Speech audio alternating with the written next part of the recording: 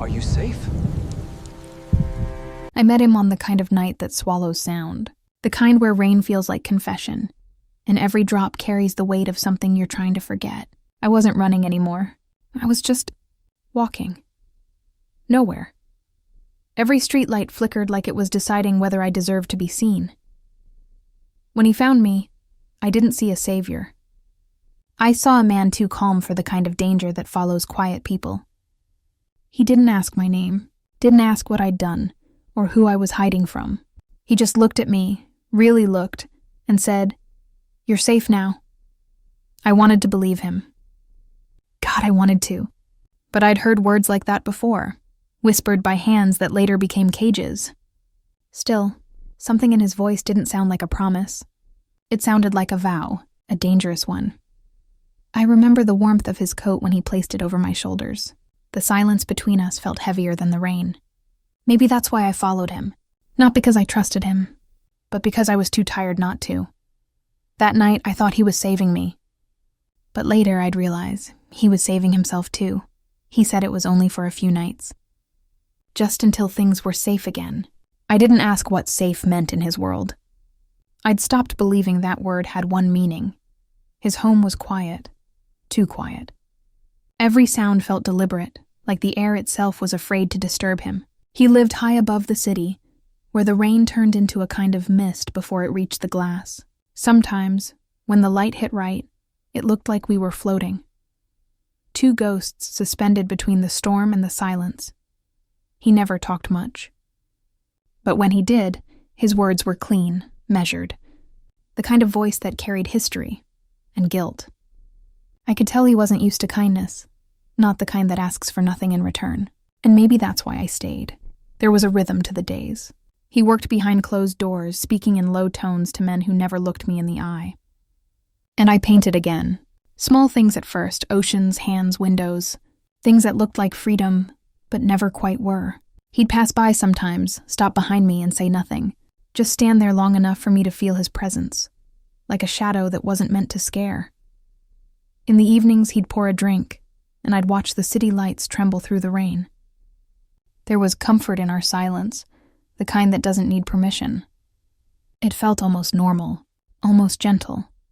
But every time I reached for the cup I'd brought from my old apartment, that cracked porcelain thing I couldn't throw away, I remembered how fragile peace could be. And somewhere deep down, I think he did too. It started with a message. No name, no greeting, just words that felt like fingerprints. You'll never belong to anyone else. I stared at the screen until the letters blurred. My hands wouldn't stop shaking. It had been months since I'd heard his voice. But somehow the silence between us had never really ended. I didn't tell Luca. At least not at first. Part of me wanted to believe it was nothing, a ghost trying to remind me it still existed. But ghosts don't send men to watch you from across the street. They don't leave cigarettes burning on the corner where you used to live. Luca knew before I said a word. He always did. That night his calmness shifted. Not loud, not cruel, just colder. He listened while I tried to explain, his jaw tight, eyes unreadable. Then he said quietly, "Leave it to me." I should have felt relieved. Instead, I felt a familiar ache, the kind that comes from being someone's reason to fight. Because I knew what men like him did when they said, "I'll handle it." The rain came heavier that night. And when I heard the sound of cars leaving the garage, I knew something in our stillness had broken. That's when everything changed. After that night, the air in the penthouse changed. It wasn't just quiet anymore. It was waiting. Every sound felt sharper, every silence heavier. He still moved the same way. Calm, careful. But there was something different behind his eyes. Something like distance, or maybe restraint. I told myself not to ask what he'd done. I didn't want the answer. Because if I knew, I couldn't pretend he was different. I couldn't pretend I'd escaped the cycle. That I wasn't still depending on someone who fought his demons by feeding them. Sometimes, I'd catch him staring at the city, fingers pressed to the glass like he was trying to hold it together. And I'd wonder if he was seeing me as I was, or as something he was trying to save. There's a difference, and it matters. I started painting darker things then. Not oceans or hands, but fire. Fire trapped in glass, and when he saw one of them, he just said, "Looks like it's trying to escape." I think we both knew it wasn't just paint. The guilt came quietly. I'd see a bruise on his knuckles, a whisper of blood on his sleeve, and I'd feel this ache in my chest, the kind that doesn't know if it's grief or gratitude. One night, the cracked porcelain cup slipped from my hand. It hit the marble and broke clean in two. I just stared at it, like it was proof of something I didn't want to name. That's when I realized I wasn't free. I'd just traded one kind of cage for another. Only this one was built out of love. It wasn't long before the quiet ended. The world outside our fragile bubble had been waiting, patient, and now it finally remembered me. Daniel didn't just send messages anymore. He came closer.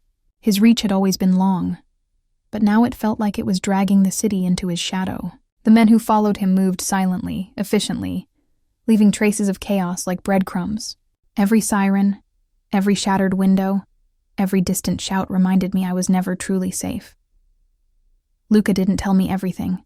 He never did. I could see it in the lines around his eyes, the way his jaw tightened when he thought I wasn't looking. He was carrying the storm for both of us, and I could feel the weight pressing down through the walls, the floors, the very air between us. I started hearing whispers from the people who worked for him, small things that made the danger tangible. Locked doors, hurried footsteps, voices fading into silence when I entered a room. The world I'd stepped into for safety was now screaming at me. You are the reason this exists, and I hated him for it. Not for saving me, not for protecting me, but for letting me be the reason. I hated the way my life had become a battleground, and I hated the way my heart had begun to trust someone who made it necessary. Every night, I'd hear engines, shouts, a glass breaking somewhere in the city, and I'd think, if he hadn't found me, none of this would exist. If he hadn't cared, none of this would touch me. But he did, and that was the cruelest part of all. I wasn't just afraid for myself anymore. I was afraid for him, and I didn't know how to stop it. It happened late, the kind of late where the night feels thin, like the world's holding its breath. He came in without saying a word, hands stained with something darker than blood. Regret. Maybe. He poured a drink, didn't touch it, just stood there staring at the floor like it had something to confess. I asked him if it was over. He didn't answer. He just sat down across from me, eyes hollow, and said almost to himself, "I started this war the night I touched your hand." For a moment, I thought he was angry. But then his voice broke. Not loud, just human. He told me he had destroyed men for less, that he'd spent his life building walls so high no one could ever reach him. And then I walked in, trembling, quiet, not asking for anything. And suddenly he wanted to protect something real. "I thought if I kept you safe," he said, "I could be someone better. But all I did was turn love into another kind of weapon." I didn't cry. Not because I didn't feel it, but because there was no space left for more sorrow. The air between us was full of ghosts. His, mine, ours. The candle on the table burned low, and for a long time, neither of us spoke. It was the first honest silence we'd ever shared, and in that silence I understood. He wasn't the man who saved me. He was the man who needed saving just as much. That was the truth he'd buried beneath all that power, beneath the blood and the vows and the violence. He wasn't trying to own me. He was trying to forgive himself. Through me. The next morning, the city was gray. That color between endings and beginnings. He stood by the window, a shadow against the rain, and for the first time, he looked small. I didn't feel anger anymore. Just a kind of clarity that comes when the storm finally stops pretending to be thunder. There was nothing left to protect. No lies left to hide behind. Just two people who had mistaken love for survival. I walked to him, slowly. He didn't turn around, maybe afraid of what I'd say. But I wasn't afraid anymore. "You can't keep saving me," I told him. "Not like this. Not by destroying everything around you just to prove I'm worth something. That's not love, Luca. That's punishment. For both of us. He didn't argue. He just breathed, heavy and uneven, like every word I spoke was cutting through the armor he'd worn for years. I told him I wanted peace, not safety.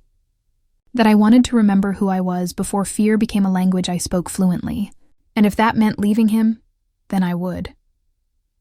He turned then, eyes raw, voice trembling in the way men try not to let anyone hear. I don't know who I am without this, he said, and I whispered, maybe that's where you start. The silence that followed wasn't empty this time. It was alive, fragile, trembling, honest. He took off the ring he always wore, placed it on the table between us, and for a moment, I saw him not as the man who ruled the city, but as someone finally ready to lose it. That was the first time he let me go. Not out of fear, not out of guilt, but out of love. And somehow that was the moment I truly became free. It didn't happen suddenly. It began in the small hours of the night, the kind of hour that only belongs to people who have nothing left to lose.